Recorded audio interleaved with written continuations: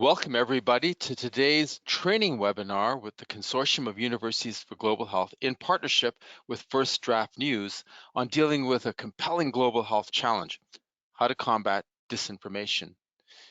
Disinformation and misinformation is unfortunately rampant, and it is one of the top 10 global health challenges. But whether we're looking at COVID-19 or dealing with vaccinations, climate change, or more, disinformation, misinformation has a much more pervasive and sinister effect. It undermines democracy, it undermines states, and it really impedes the ability of public policy to actually be adopted and utilized for the public good. It is a significant global health threat. I'm really pleased today and honored that we have two leaders in the field from First Draft News. First Draft started in 2015. It has a mission to deal with misinformation and disinformation. I would strongly encourage you to take a look at their website. They have a lot of great products that you can use. They're free, and they'll help you to understand, help all of us to understand how to use the tools we need to be able to deal with this compelling global challenge. So I'm really delighted today to be able to introduce the two trainers that we have with us. Shaydanay Urbani is a partnerships and programs manager at First Draft News, and she'll be going first, and she'll be followed by Laura Garcia, who's a training and support manager at First Draft News. So it's really welcome, Shay and Laura. It's great to have you here, and thank you for doing this, and I'm going to turn it over to you. But just to tell everybody that we're going to have questions and answers at the end, so load up your questions and answers for both Shay and Laura. So Shay, thanks for joining us. Over to you.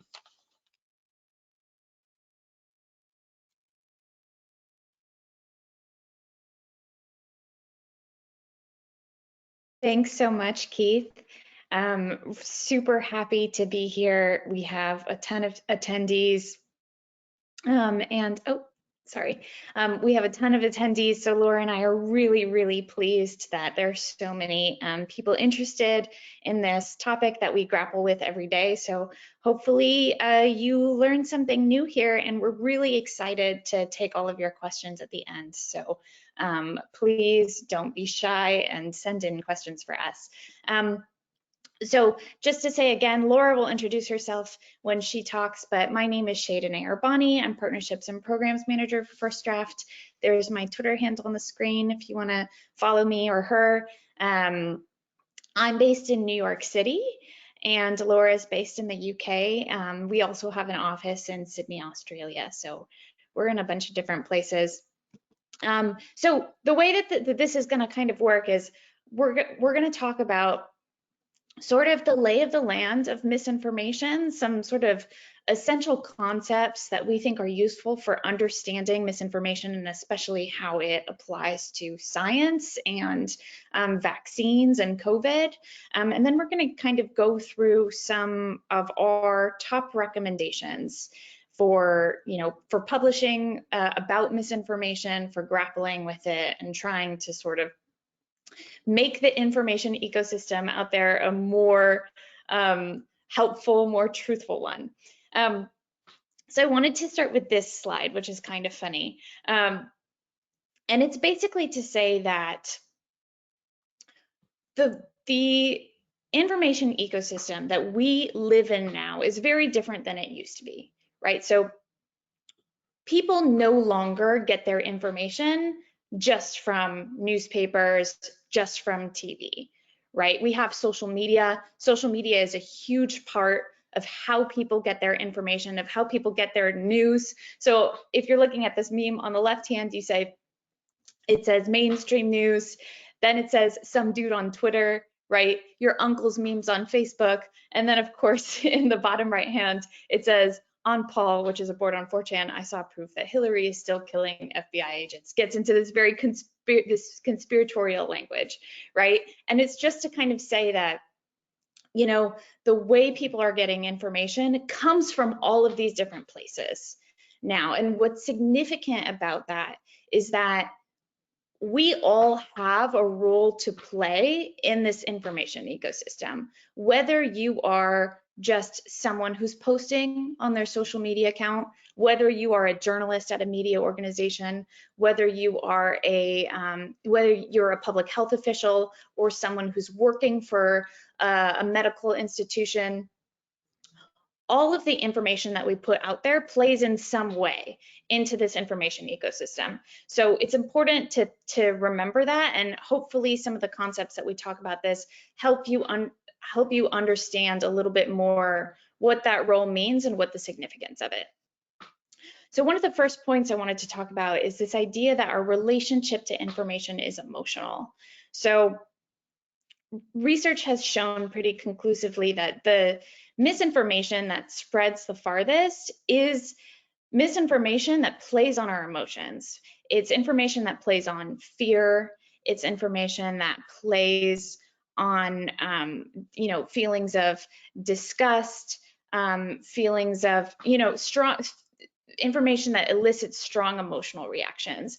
And we see this in over all sorts of topics, but especially coronavirus, especially the public health crisis that we're in, because this is a topic that is intimately affecting people's lives, right? What's interesting is that this also affects very directly the language that people use when they talk on social media. So one of the things that we found is that there's even a sort of a difference between people who talk about coronavirus facts and coronavirus truth, right? It's that there's this distinction between facts and truth.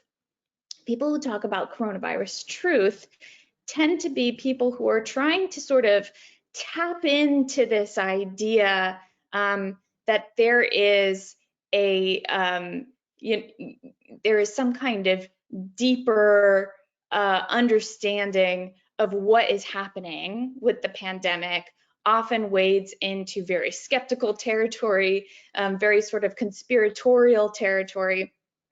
People who tend to say coronavirus truth are people who tend to be more skeptical about what the pandemic is and what the official narrative is. But the point is that it plays into those emotions around the pandemic in the way that it's talking about it, right?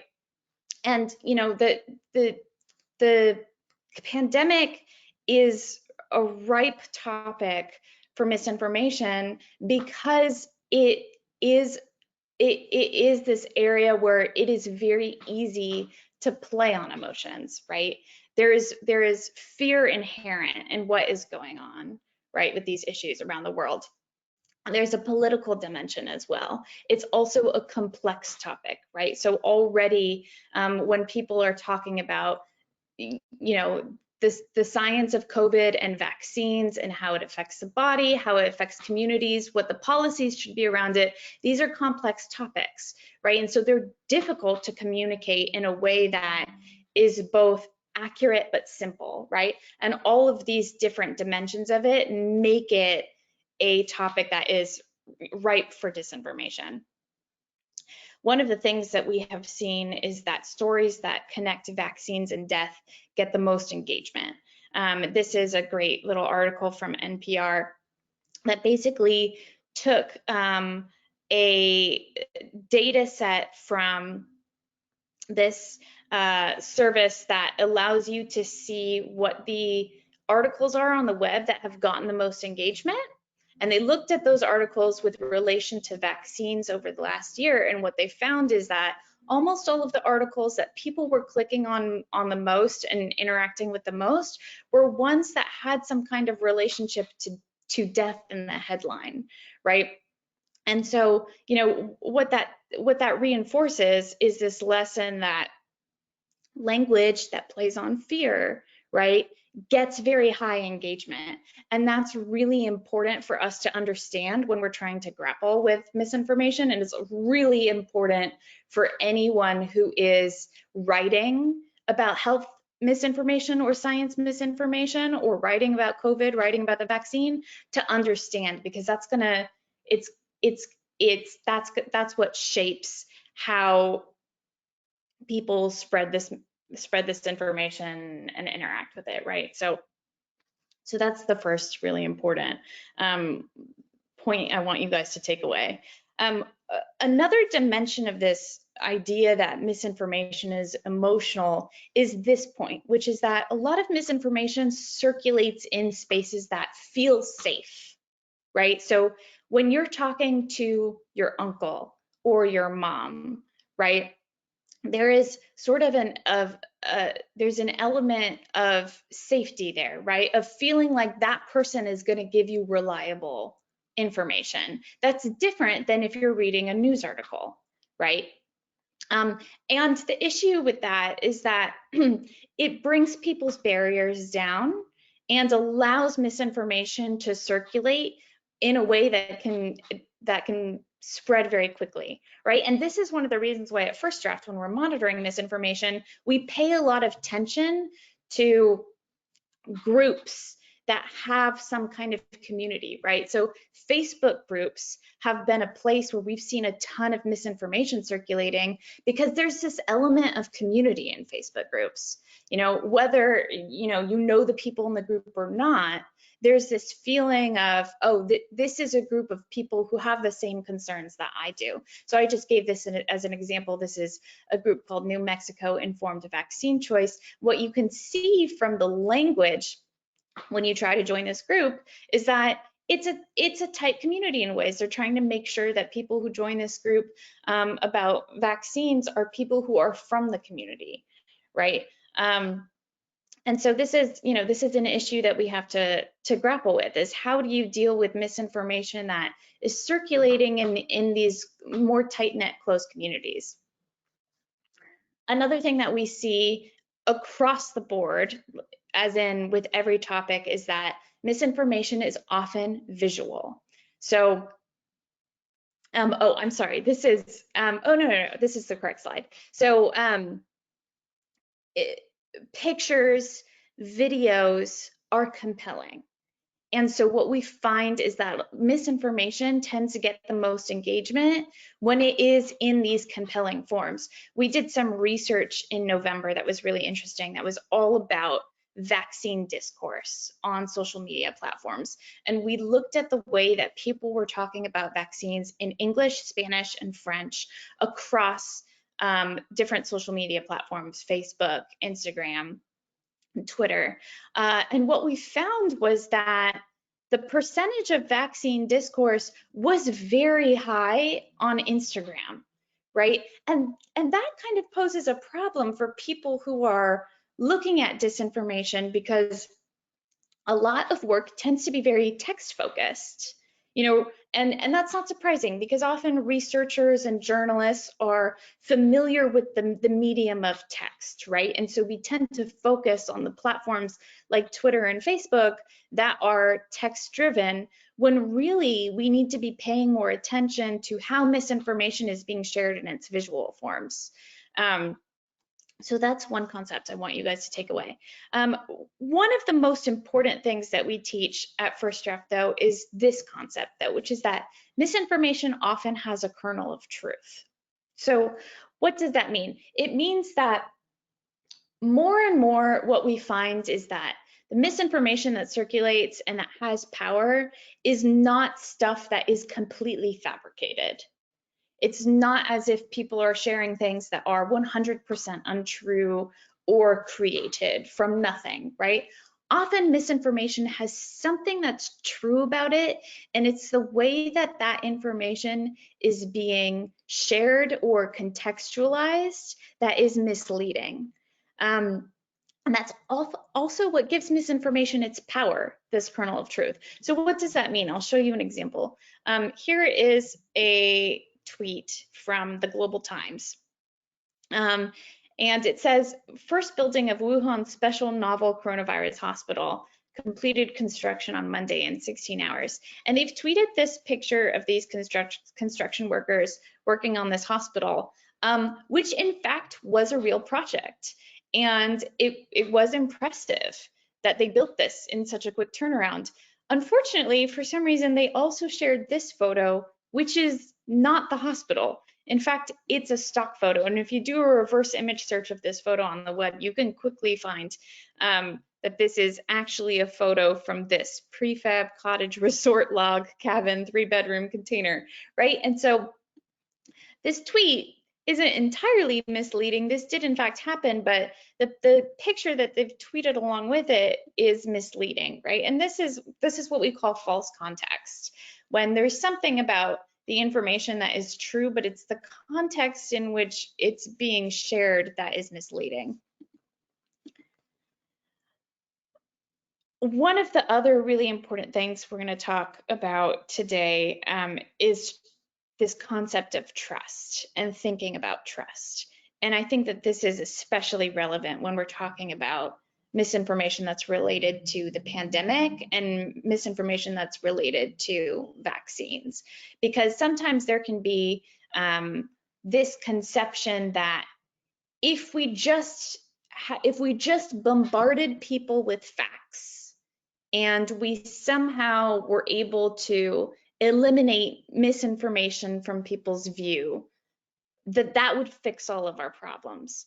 But really, that's not understanding the whole picture, because trust is another really important aspect of how we communicate with people, especially how we communicate with people about issues that affect their health and affect their daily lives, right? So I want to talk about this case study from Pakistan in thinking about misinformation and vaccines.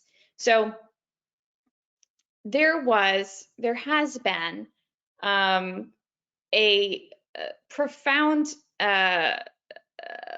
a profound effort to vaccinate Pakistan for polio, right? Some of you may be familiar with this. Pakistan is one of the few countries where polio is still endemic.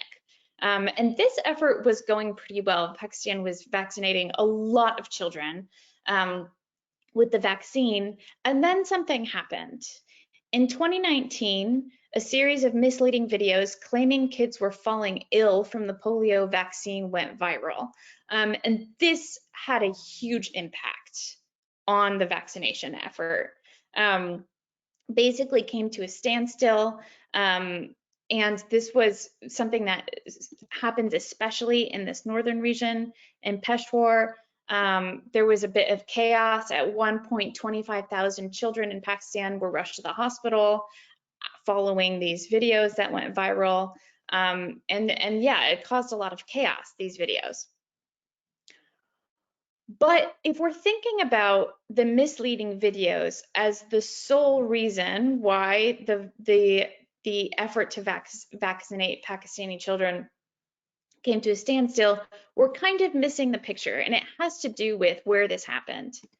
So if we backtrack a few years, in 2011, so I guess just 8 years before this happened, the US orchestrated a failed vaccination campaign. I believe it was for hepatitis B, that was essentially created to obtain Osama bin Laden's family's DNA.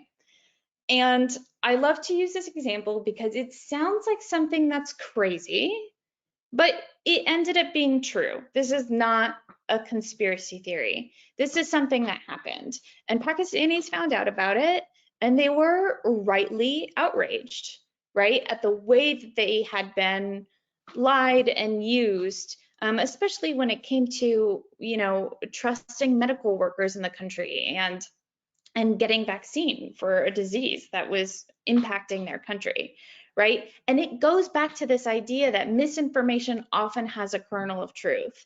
So even though in 2019, when these misleading videos about the polio vaccine were in fact misleading, and the vaccination efforts for polio were genuine, and it was going well, and there wasn't something to worry about, if you backtrack just a few years, you have this history of this fraught relationship with the West and vaccinations that would give people in this country a legitimate reason to trust the new, to mistrust the new vaccination efforts, right? And so this is just to show that it's really important not to take for granted people's trust, even when we are trying to communicate about an effort that is genuine and is supposed to really help people's lives.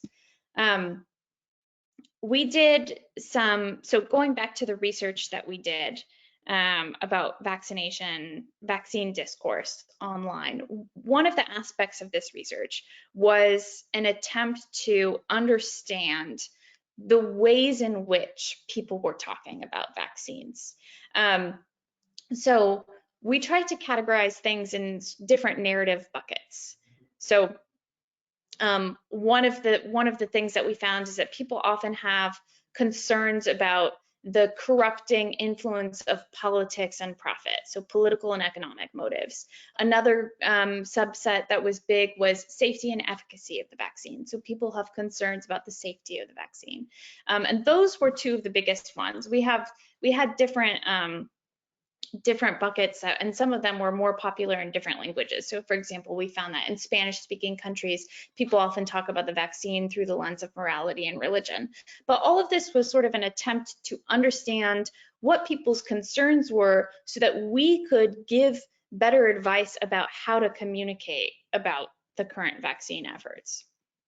So these are just some examples of the most popular ways people talk about the vaccine online that we've found in our research. So when it comes to political and economic motives, concerns that concentrated financial interests drive vaccine development and undermine its safety, or concerns that leaders are promoting vaccines for political gains, concerns about corruption, right?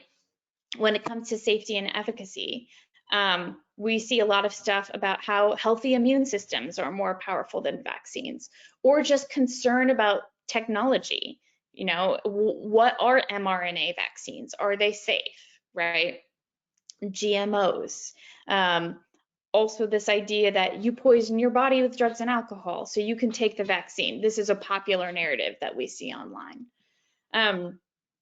And all of this is sort of, this sort of informs how we think about misinformation and understand how to better communicate it, right? By trying to understand what are the reasons people mistrust information and how can we address those reasons in our reporting. So before I hand it off to Laura, I just wanted to talk about this little case study because I think it is a good segue into understanding the importance of everyone's role in communicating accurate information. So this was the 6% rumor. So in about around August of last year, there was this rumor that went around that the CDC in the US, the Centers for Disease Control and Prevention, quietly updated their website to admit that actually not that many people were dying of COVID. This was the rumor. And one of the reasons it took off was because of this account, this tweet that said that the CDC had done this, and that actually only 6% of deaths recorded were dying from COVID. This was a tweet that was also retweeted by President Trump, and that's one of the reasons why it took off. Now, here's the tricky thing about this rumor. If you go to the data that this person was citing on the CDC website, you can find that, in fact, they say so this is 5% because this is the current percentage, but at the time it was 6%.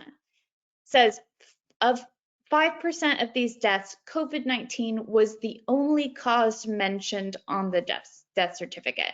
And this is the key phrase. So the reason this rumor was misleading is because this point right here does not mean that only 5% of people were reported as dying of COVID.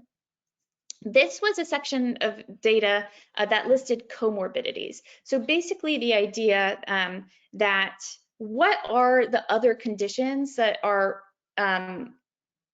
present in the body that are being recorded at the time of death. And these can be a number of different things. So you'll find on this list of different conditions, things like pneumonia, right? So for those of you who are sort of familiar with how this works, you might understand that if someone is reported as having pneumonia when they've died, that does not mean that they didn't die of COVID, right? Because often the COVID is causing the pneumonia, right? COVID does a lot of different things to your body that can kill you, right? And so really what this percentage, what this statistic meant was just that there were not other comorbidities listed, but a lot of these other deaths were obviously because of COVID, because the conditions were caused by the disease, right? And so that's why this rumor was misleading. Unfortunately, what happened was that news organizations all over the United States and possibly other places as well came out with headlines that looked like this, that said new CDC report shows that 94% of deaths in the US had contributing conditions. So basically kind of, not exactly repeating the phrasing of this tweet, but sort of amplifying this idea that actually people aren't necessarily just dying of COVID. And some of these articles were more nuanced in the article, but the headline themselves were misleading, right? And we live in this world right now where people are just reading the headline. And it could have been avoided by interrogating what this sentence meant, but a lot of people just checked the data. They said, oh, okay, this data actually exists, and then they wrote a headline on it. So I'm going to pass it off to Laura now, because I think this is a good case study in understanding amplification and sort of jumping into our recommendations for how to communicate about science information in a more responsible way.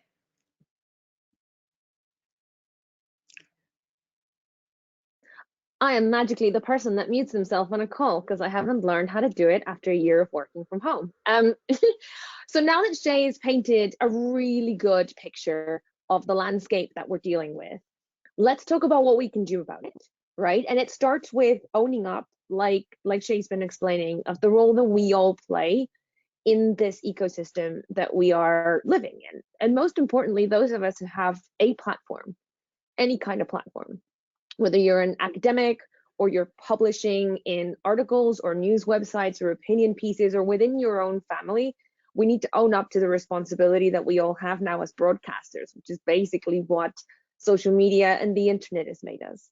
And I want to take us back to this concept that we call the trumpet of amplification. That was, it's a conception of Dr. Claire Wardle, who's our director of research, and it explains a phenomenon that we have seen play out on the internet and how bad actors will, on purpose, start spreading and sharing information with the sole purpose of making it travel across the internet towards more public-facing spaces so that we will see it. At the end of that cone, imagine it doesn't say professional media, it says institutions, governments, celebrities, influencers, universities, journalists, right? And we have even seen coordination behind it, and people start in the anonymous parts of the web sharing falsehoods so that they move towards closed networks. So all the messaging apps that we all share information with each other then makes its way to conspiracy communities and eventually ends up in more public-facing social media like Twitter, Instagram, or Facebook, all those spaces where we can see it. And their target is us. Their target is you, your platform, and how our reporting, our publishing, and our talking about an issue can basically amplify their falsehoods if we're not doing it in a strategic way, right? So let's talk about how we can take some of those decisions. And it comes down to basically doing a little bit of a balance between the public interest in telling people about something specific and the potential amplification that your platform might give that falsehood. And this will be really different depending on who your audience is and the level of influence that you have within your community. Right? So for example, I've kind of become my family fact checker. So I know that in our closed network spaces, I actually have a lot of power to intervene and to issue corrections and to help my family figure out why maybe something that got shared with them or like to them that then they shared forward was not entirely correct. And you will have to make those decisions for your community and the audiences that listen to you and the institutions that you work for. Is that tipping point, has that tipping point passed? Will you talking about it make it worse and give this a platform? And does that outweigh the public interest of people knowing about something that's going on? And also how you talk about something will be key to this entire process. And there's a couple of things that we need to think about when we're trying to decide, is it time for us to intervene? And then how do we do it? And they call back to the nature of this networked, fragmented, audience-driven space that we all live in now, mediated through screens and phones and computers, right? And the first one is that all of us who publish on any kind of space need to consider that our work can be screenshotted and used out of context. This is an example from one of our colleagues in Australia who took, for example, a news report from 9 News that says Sydney hotel quarantine worker tests positive to COVID-19 after receiving the vaccine. If you read the entire story, it's actually a lot more nuanced, and it explains that it hadn't passed that threshold time when the vaccine actually starts to become a little bit more effective. But if all you see is the headline as it's been screenshotted and shared, see how it's been shared on Instagram? Then that's what people are going to see. We have a very few precious moments to get the story right, to lead with the facts, and to make sure, and this might seem a little bit like, well, why do I have to worry about what people do with my work? Because it's the nature of the space that we're publishing in, right? And to think about that possibility and how also headlines can be weaponized, right? And how they can use the logos and the authority that we give the institutions that we all work for to validate their points and support misleading information. And how these narratives get built over time, not just with words, but also with the images that we choose to accompany the work that we publish, regardless where that is. So for example, on the right-hand side, you have a screenshot of what is, from a photographic point of view, a really cool picture of a guy getting vaccine, and he's grimacing, and the composition's nice, and the light is nice. I'm a former photographer. But on the left, you have a doctor pointing out that maybe showing a guy who is grimacing while getting his vaccine might not be the most inviting or calm-inducing image, that can also be reshared out of context, that can be used to push other kinds of narratives, and how we have to balance, which is hard, that delicate kind of exchange of producing content that is engaging so people will read it, and also not just giving people weapons that they can turn around and use against us. And when I mean us, I mean us working together to try and build confidence and trust, right? And we have very few moments to get it right. We're all doing this on our phones all the time. We see things in really small screens most of the time. We get it shared from friends and family in spaces where we feel more inclined to trust. Like Shay had mentioned, whether that's WhatsApp or Facebook or your group of the people that you go dog walking in, and headlines matter. Images matter. The 280 characters that we publish on Instagram matter. The title of a YouTube video matters, because sometimes that is the only chance we have to grab people's attention and to tell them what's going on, right? And here's some recommendations to kind of guide us in that journey. And this will obviously depend a lot on the communities that you're working with and understanding their historical reasons for maybe not trusting or being a little bit less trustful of whatever it is that you're trying to get them to buy into.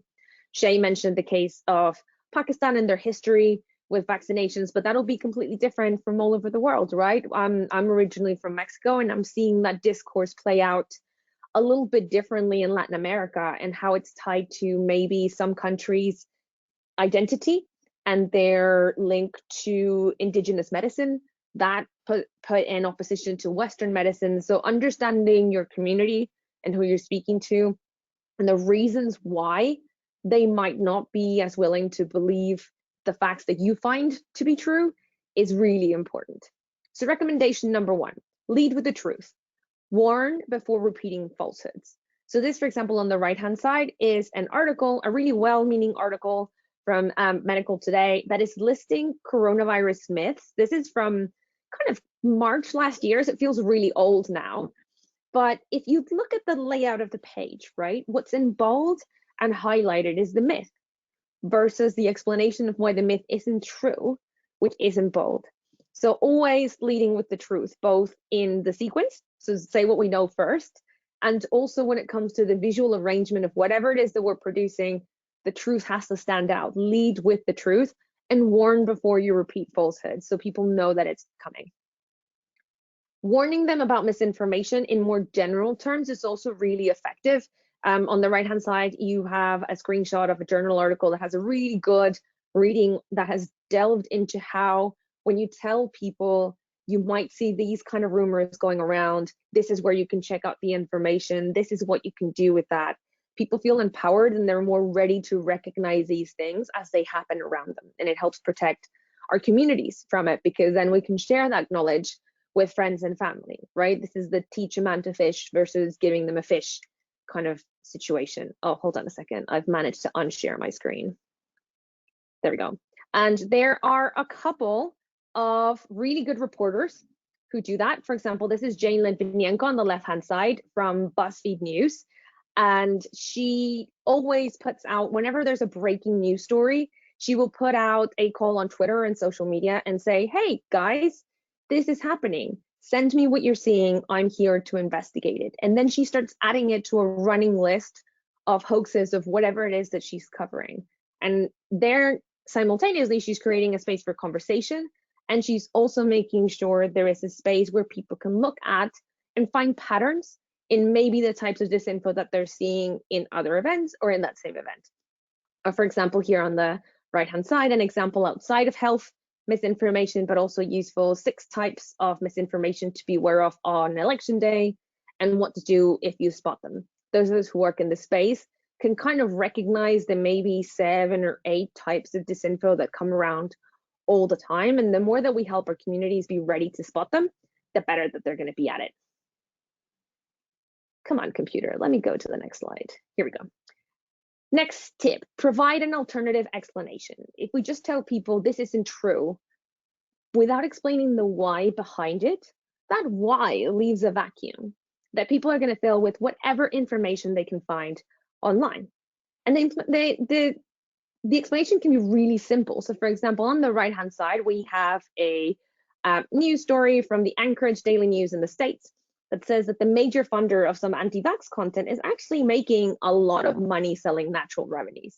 So why would this funder lie? To turn a profit, right? And that explanation is really important because we will fill those vacuums with information wherever we can find it. Let's make sure it's information that we are giving people. Come on, slides. Right.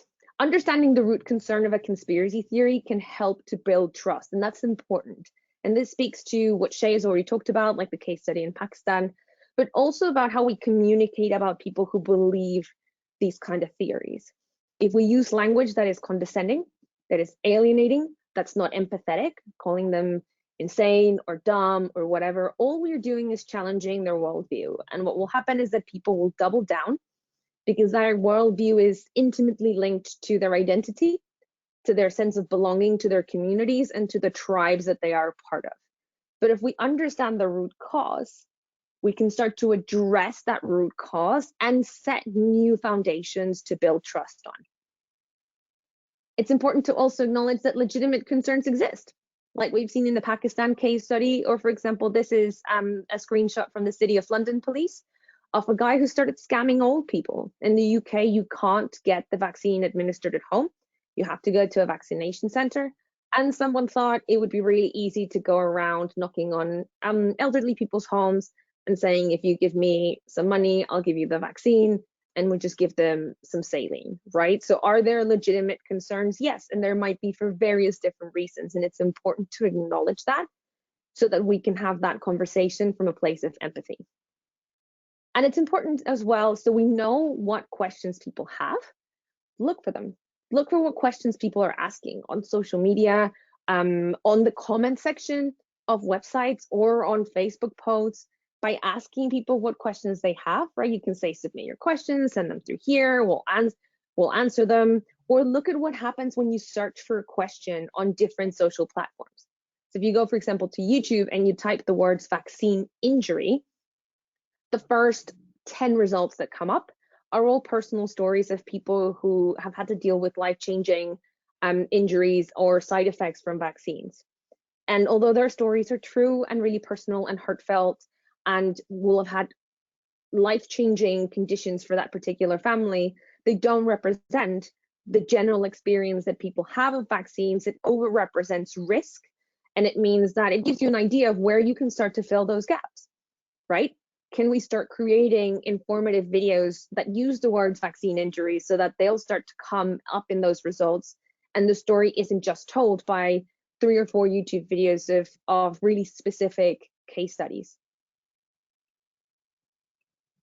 And know where people are talking. This is also part of understanding your community and knowing where people are having these conversations, whether it's, for example, on the right-hand side, we have a screenshot of a Facebook group in Spanish of people in New Jersey talking about vaccines and information, or whether it's knowing where to ask these questions to find out what people are thinking and feeling. It's kind of like if you're at a party, think of the offline equivalent, right? You got to know where the party is to see what people are doing. And that is the same when we're talking about the digital spaces where we share community.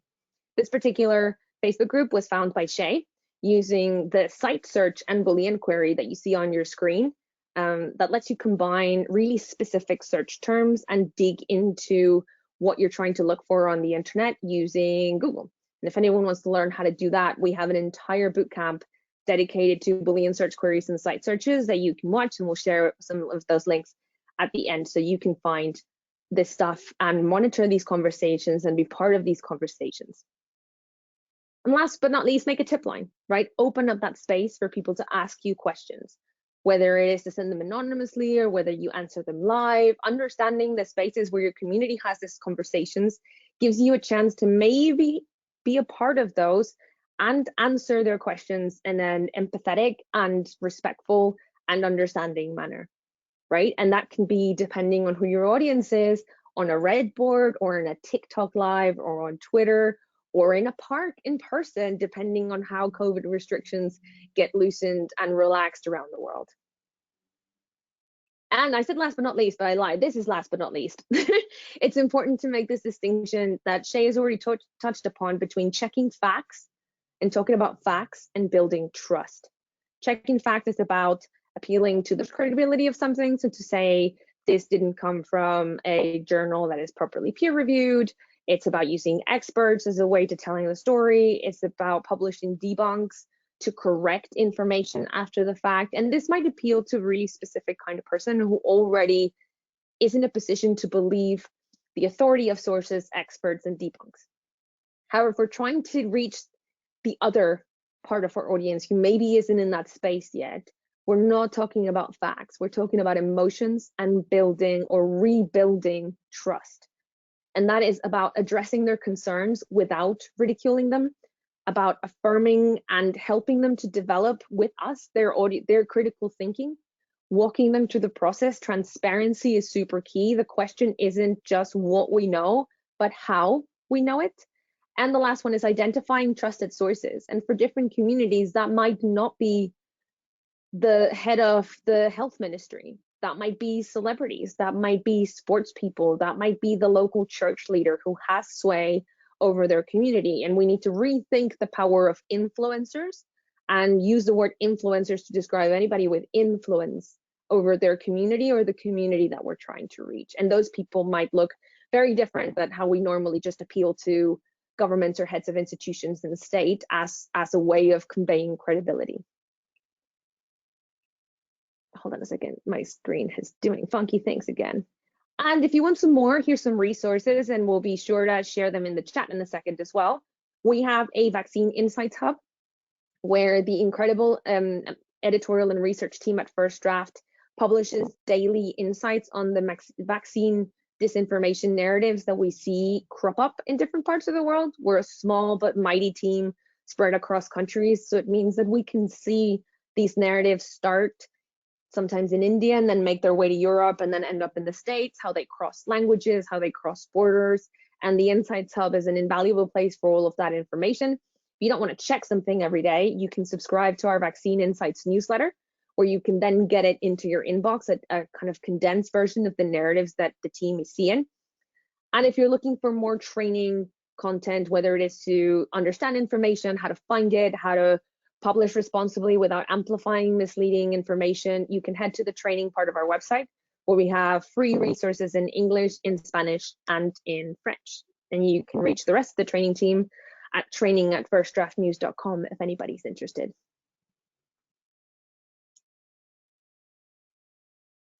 And that's the show, folks. Fantastic. Thank you, Laura. Thank you, Shaydanay. That was really spectacular. So now we're going to go into some questions. So please put the questions in the chat line. And just Monica asked a question about certificate for this. I'm sorry, there's no certificate, digital certificate, Monica, for this course. But as Laura said, please take a look at the courses that First Draft News has. They're really spectacular. So the first question, if I could ask Shay first, is are there specific factors, Shaydanay, that make people more or less likely to consume the spread of disinformation? Yeah, that's a really interesting question. Many, I would say, you know, some of which we've mentioned. You know, first of all, one thing I would say in response to that is some misinformation is targeted as well, right? So if you are being targeted with misinformation that affects your life in some way, then you're probably going to be more likely to be concerned about it or to fall for it, right? So for example, I am in a WhatsApp group with a salsa company. I used to at least dance professionally salsa on the side, and we had a WhatsApp group to talk. And one day, one of the members of that group shared a picture of a flyer that said that to beware of people pretending to be census workers who are going to rob your home. So this was around the time the US was doing their census. And people were very concerned, especially about the potential citizenship question on the census. This was a concern for a lot of immigrants in the country, what this was going to mean, how people were going to be affected about it. So there was a lot of concern already.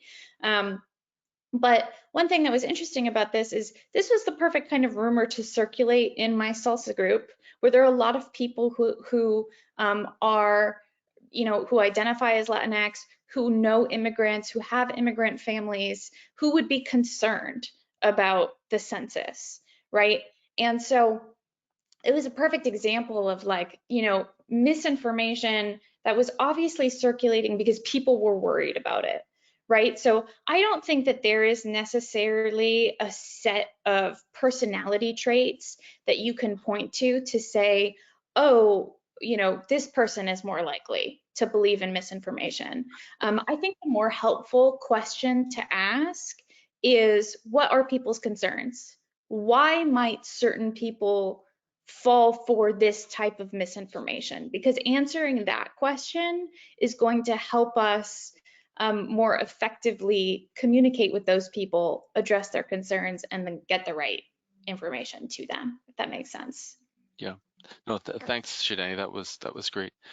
Laura, the next question is really, you know, a lot of the members are from academia in CUGH, and they would like to know how, you know, a lot of their work is produced and delivered into journals, right? It goes into journals as prose, but as was said in the presentation, in Shaydanay's presentation, visuals are the most powerful. So how can academia, producing all this incredible knowledge, how can they communicate their work in a way that's more comprehensible and impactful and act as a bulwark against disinformation? How can they translate it into a visual format?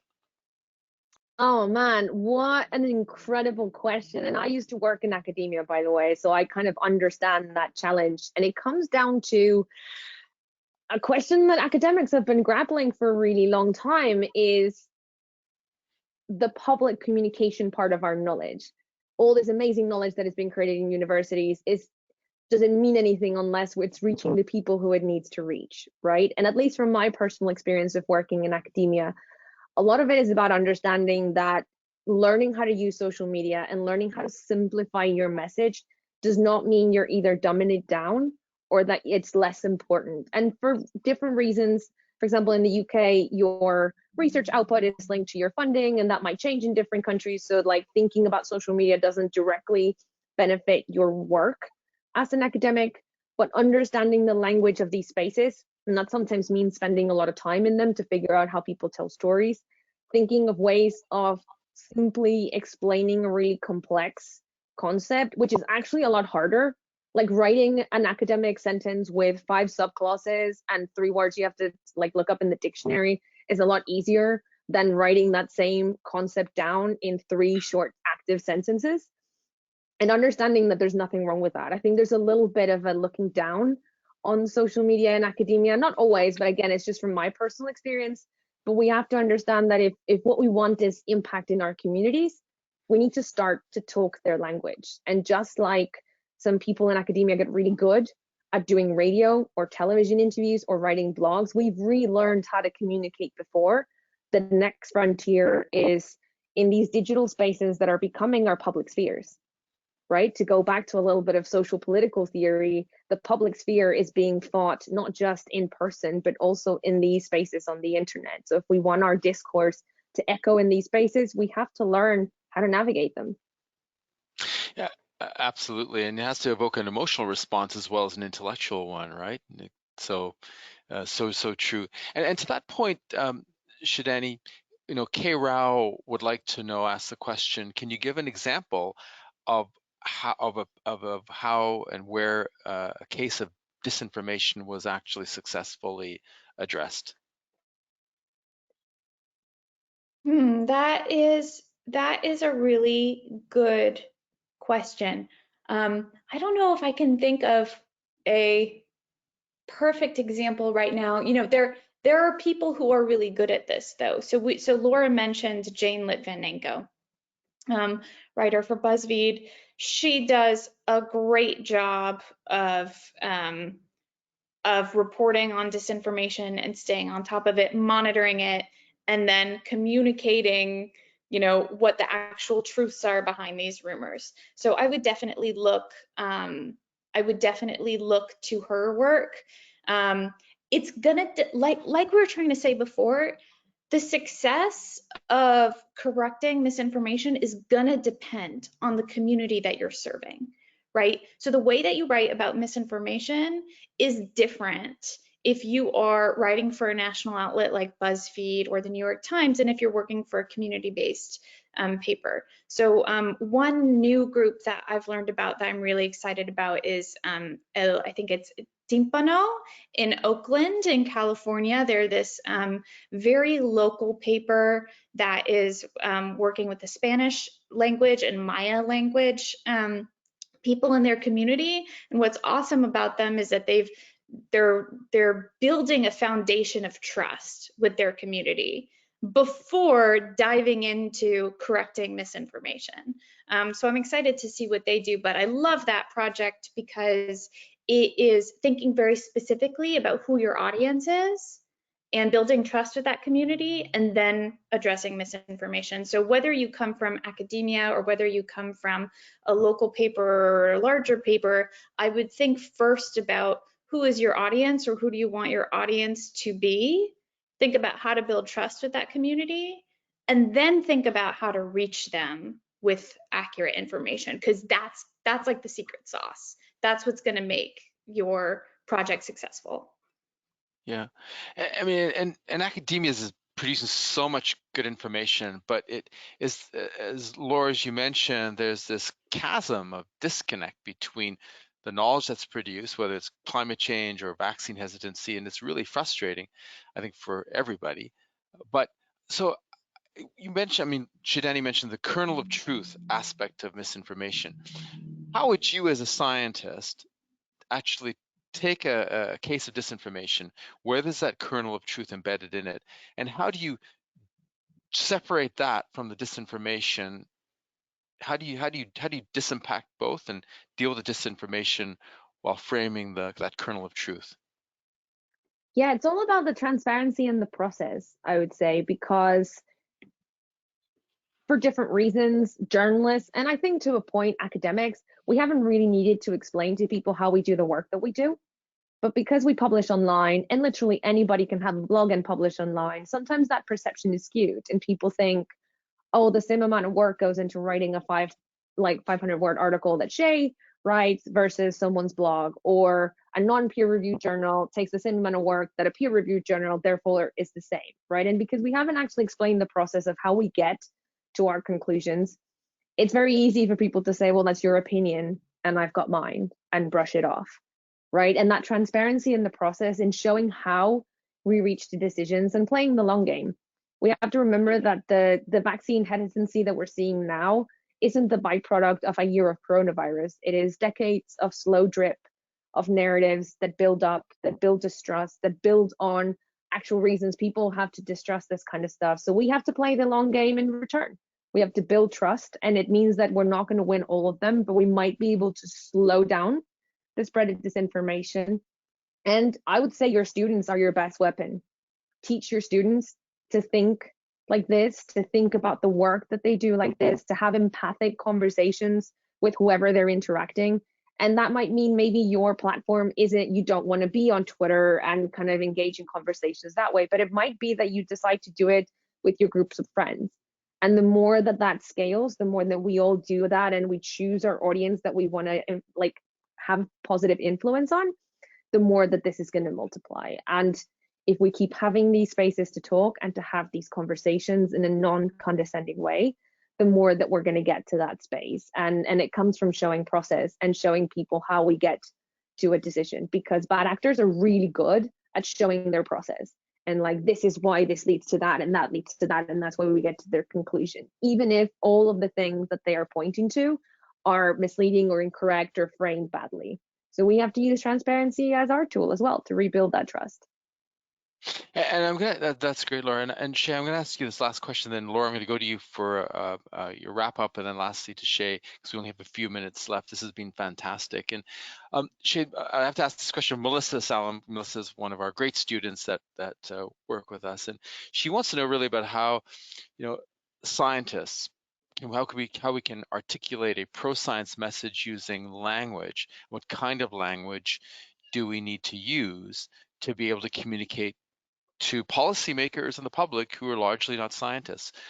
What's the language? What are the tools? What guidance can you give the audience about how they speak to policymakers and the public? Yeah, that's a great question. And I think the answer lies in a couple of things that we already touched on. Laura was just talking about transparency, right? So helping understand how the science works and why it works, right? One of the reasons why that 6% rumor, COVID deaths rumor was so effective is that the data is hard to understand, right? And this is true, like, even in health reporting.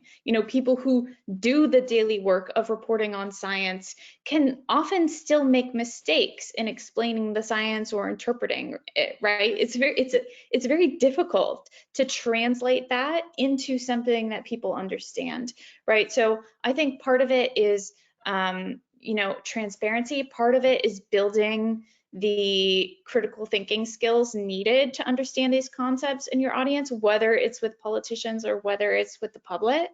And then, working on how you translate those messages in a way that is more accessible, right? And I think that that's difficult. I don't think there's an easy answer, because I think that a lot of concepts in science and with, when we're talking about statistics, when we're talking about data, that stuff is inherently difficult to communicate. So it's just a process of learning how to do it. And I think ultimately thinking about the public service aspect of it. So when you're, it's not just about having a pro-science message, it's how can you have a message that clicks with people and helps them understand what are the daily decisions they have to make. So if you're talking about vaccines, if you're talking about research about vaccines, how are you communicating with the public or with politicians that helps people understand, okay, how does this impact my life? How do I make a decision about whether to get a vaccine or not? How do I assess risk accurate for me or my family? Yeah, and it went to Laura's comments about when people have legitimate concerns, right? And sometimes those concerns are being manipulated by people who are throwing out disinformation to great harm. And you got to go and understand, as you mentioned, Laura, where they're coming from. And I'm going to turn it over to you, Laura, but I just we had a slide up that showed a link to our website, cugh.org. That's it. So Melissa Salem and Dr. Ryan Hodgman both did a great job of putting together some additional resources. Please take a look at it, cugh.org. They're all open access and free. This presentation will again be up on our website in a few days, and it's all open access, so please use it. And Laura, I'm going to turn it over to you first, and then Shay for some closing comments. Please, Laura, go ahead. This isn't just about news. This is about that meme that people shared, the WhatsApp voice note that got forwarded, that YouTube video that you thought was funny, that image on Instagram. And that means that we can all play a part in recognizing how we are also spreaders of disinformation sometimes in their spaces. And this work is hard, but you're not alone. We are easy to find. You can find us on our Twitter or on our website, so just give us a shout. Thanks, Laura. Shaydanay, please. Yeah, I mean, what I was going to say is very similar, which is that I think that this is changing, but there used to be this idea that misinformation was kind of an us and them problem. Like there is us, the journalists, the well-informed, the academics, the scientists, and we have the truth. And then there's the them, and the them is the agents of chaos and disinformation online, or someone sitting in their basement posting misleading memes, right? That's really not what's going on, right?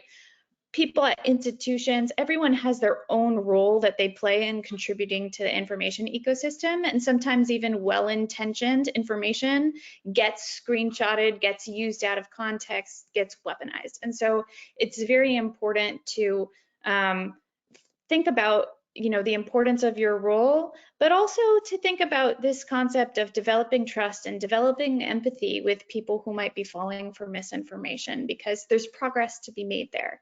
And we have tons of resources on our website, so please don't hesitate to reach out to me or Laura or anyone on the First Draft team, because we're eager to help. Yeah, thanks, Shaydanay. Please follow both Shaydanay and Laura and First Draft News on their site. Check out their website. I think all of us have really heard, the problems of disinformation, the roots of disinformation from Shaydanay, and Laura shared with us, what we can all do, and we all have a role to play. And I think from all of us at CUGH, really, we plead with our members across the world, our 30,000 person network. The academic community generates an enormous amount of resources and information, factual information, science information. And as we heard from both Laura and Shaydanay, this is our fight. This is our responsibility. If we want to make the difference we have an opportunity to sensitively understand people and to be able to bridge that gap between the knowledge that is produced and the needs of people. But we have to first understand why disinformation occurs, how it occurs, and how it takes root. It is not a benign problem. It not only affects our ability in working in global health, but it has a far more insidious and damaging effect by actually undermining entire countries, eroding public trust, damaging democratic pillars, affecting good governance. And these go to fundamental aspects, foundational aspects of state security. So I'd like to also thank, of course, Jenna Smith, who does a spectacular job in our office here in Washington, D.C., in putting on our webinars. And thank you for joining us today on our Consortium of Universities for Global Health First Draft News webinar on combating disinformation. Have a great day. Hey, guys.